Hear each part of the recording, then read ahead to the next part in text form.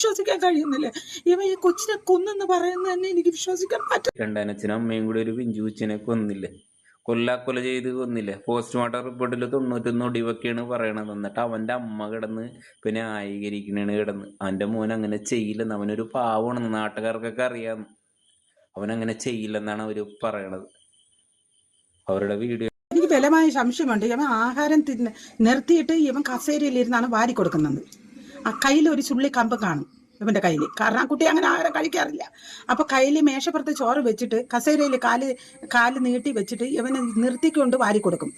അത് വിരട്ടിയാണ് ഇവൻ വാരി കൊടുക്കുന്നത്. കൊടുത്ത് അങ്ങനെ നിന്നിട്ട് ഇവന് കഴിക്കാത്തത് കൊണ്ട് ചിലപ്പോൾ ദേഷ്യം വന്ന് ഇവൻ ചവിട്ടിൽ മറിഞ്ഞ് വിടുന്ന് തീർന്നതാണോ എന്നും ചെയ്യില്ല, എന്റെ മോൻ പാവമാണെന്നുള്ള രീതിയിൽ അവര് പറയുന്നുണ്ട്. ഇവന്റെ മുൻ ഭാര്യയില്ലേ, 18 വയസ്സ് മാത്രം ഒരു പാവമുള്ള ഒരു പെൺകുട്ടി ഇപ്പൊ വീൽ ചെയറിലായത് എങ്ങനെയാണ്? അത് ഈ അമ്മക്കറിയാമോ?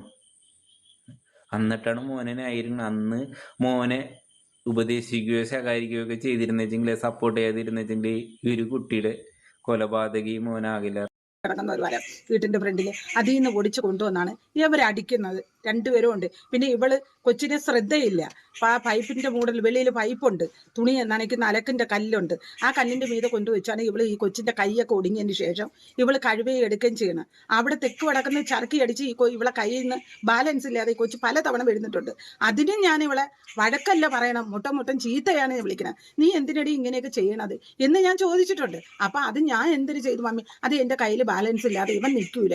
കല്ലിൽ കയറി നിന്ന് ഇവൻ ഇങ്ങനെ മലന്ന് പോണതുകൊണ്ട് എന്റെ കയ്യിൽ നിന്ന് ബാലൻസ് ഇല്ലാതെ വിടുന്നു പോയതാണ് എന്നും ഇവളെ എൻ്റെ പറഞ്ഞിട്ട്. ഒരാഴ്ച കഴിഞ്ഞിട്ടും കൊണ്ടുപോകൂലേയിരുന്നു അവള്. കൊണ്ടുപോവാതെ വീട്ടിൽ നിന്നപ്പോൾ ഞാനാണ് പറഞ്ഞത് കൊണ്ടുപോന്ന് വിളിച്ച് പറഞ്ഞ് അനു എന്ന് പറയുന്ന ആ സ്ത്രീയും ഇവളും കൂടെയാണ് പോയത്.